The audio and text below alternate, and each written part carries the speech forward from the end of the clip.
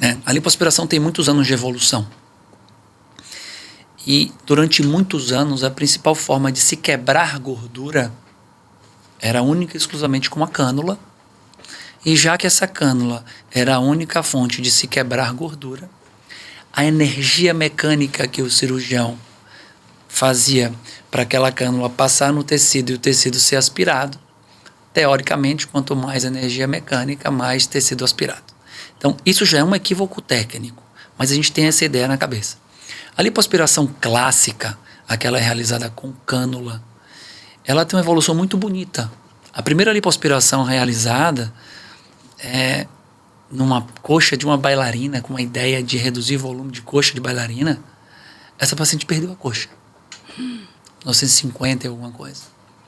A lipoaspiração ficou num limbo durante muito tempo e começou a se avaliar a necessidade de retirar volume de alguma região, porque essa região incomodava. Então a lipoaspiração começou paulatinamente evoluindo ao ponto de mais ou menos em 1980, 1979, no Brasil a gente desenvolver a lipoaspiração superficial, em que a gente conseguia abordar a lipoaspiração nos 3 planos de profundidade, fazendo com que existisse algum contorno. A lipoaspiração clássica, realizada com cânula, é uma técnica muito bonita, mas é uma técnica obsoleta, tá? Não se deve quebrar mais gordura com cânula, pelo menos nos últimos 15 anos. Isso não significa que a técnica é errada, a técnica é certa. Mas é uma técnica que já se mostrou padrões de evolução muito claros para fazer com que essa técnica não seja mais realizada. Seria a mesma coisa que você ter uma crise de vesícula hoje e o cirurgião dizer que vai fazer um corte de 15 centímetros no seu abdômen para tirar a vesícula. Esse colega está errado? Não. Obsoleto? Sim. Porque você pode fazer isso por videolaparoscopia ou por robótica. Então você vai ter uma cirurgia menos invasiva, com menos riscos, um pós-operatório com menos riscos e recuperação mais rápida. Então, achar que você fazer que lipoaspiração, que se faz com cânula mais ou menos datada no Brasil, quando trouxe a superficial em 79, 80, achar que essa é a única forma de se quebrar gordura em 2025, isso é uma afronte de evolução técnica para qualquer especialidade. A lipoaspiração não é diferente. Então, o que é que mudou na lipoaspiração? O que mudou na lipoaspiração é a forma como se quebra a gordura. Então, muito se acha que a lipo de definição, a lipo HD, a lipo de alta definição, foi que fez uma cirurgia ser mais segura. Não tem nada a ver. A lipo de definição é uma técnica em que você superficializa a cânula em alguma região para que você tenha as regiões de encontro dos músculos com alguma definição. O que mudou a história da lipoaspiração é a forma como se quebra a gordura. Então, assim, a forma clássica ela não é errada, mas ela é obsoleta. E essa forma clássica é a que se popularizou durante muitos anos. O que seria a forma clássica? Uma cânula ligada à mangueira, ligada ao aspirador. Você faz um pequeno corte na pele e a gente lipoaspira nas profundidades. Então, teoricamente, a gente tem 3 estruturas de gordura para você lipoaspirar: o plano profundo, intermediário e superficial. Se eu faço um cortezinho na pele, passo essa cânula e ligo o aspirador, essa cânula não vai aspirar nada. Então, quem é que fazia com que a gordura fosse aspirada? Única e exclusivamente a energia mecânica. Então, essa energia mecânica fazia com que você quebrasse gordura, mas obviamente você não só rompe gordura. Você rompe gordura, vasos e septos. Então, você começa a lipoaspirar, vem gordura e logo vem sangue e septos.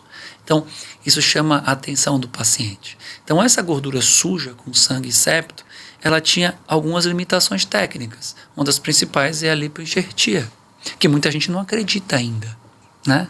Então, a gente não acredita que você vai tirar a gordura da região, colocar em outra, essa enxertia vai pegar e você vai ter aquele volume com gordura como se tivesse nascido ali.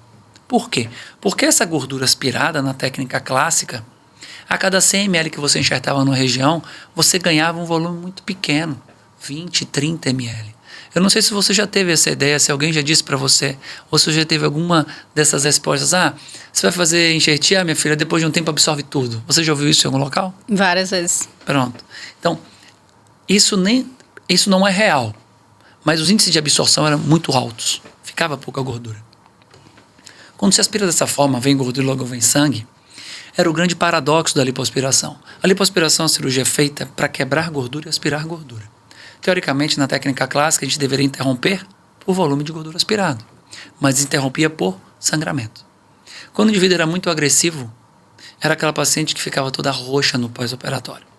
Então, aquela história que você ouviu, que você viu, que lipoaspiração era muito agressiva, a paciente ficava toda roxa por dias e dias e dias. Qual o grande problema disso? A cirurgia é mais insegura. Quanto mais volume em que você promova sangramento, mais perda de sangue essa paciente tem, mais risco essa paciente tem de anemia aguda no pós-operatório e passar até por alguma transfusão sanguínea. Quando você tem uma cirurgia tão agressiva, você tem mais risco de complicações. Pneumonia, trombose, anemia, seroma, hematoma. O paciente passava 2 meses e meio, roxa, com dor, ao leve toque. Essa paciente, para se recuperar depois de 2, 3 meses, quando ela passava por esse processo, ela pegava na região aspirada e falava assim, ainda tem volume para aspirar aqui. Porque não foi interrompido por volume de gordura aspirado, e sim por sangramento. E outro grande mito da lipoaspiração, que era a questão da flacidez. Quando se tentava a lipoaspirose para um dos mais superficiais na lipoclássica, por excesso de trauma, sim, você aumentava o risco de flacidez. Então essa é a realidade da lipoaspiração que é passada por todo mundo. Uma cirurgia agressiva, em que a única forma de quebrar a gordura é a energia mecânica do cirurgião, fazendo com que você tenha grande sangramento, grande perda de volume, muito trauma e mais riscos.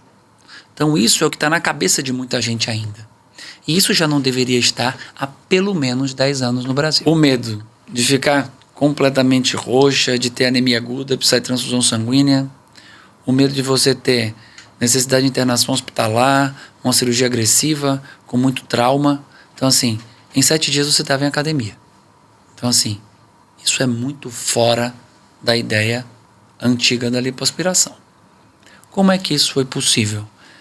Principal fator: um pré-operatório bem feito, um intraoperatório com a mudança completa desse paradigma de quebrar a gordura com cânula e um pós-operatório muito próximo com 10 dias de acompanhamento da equipe, incluindo acompanhamento domiciliar, fisioterapia, terapia hiperbárica e acompanhamento médico.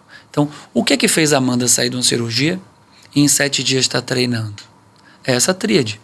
O pré, o intra e o pós. Vamos falar do intra. O que é que mudou na lipoaspiração, então? É a forma de quebrar a gordura.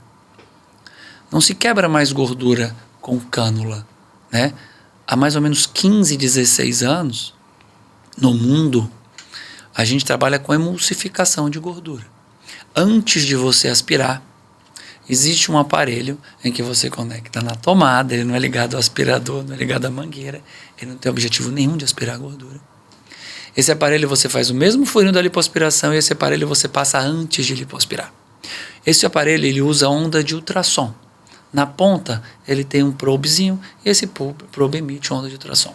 Essa onda de ultrassom vibra a uma frequência por ressonância de 36 kHz, que é a frequência de onda que rompe a membrana da célula de gordura. Essa frequência de onda não consegue romper um vaso.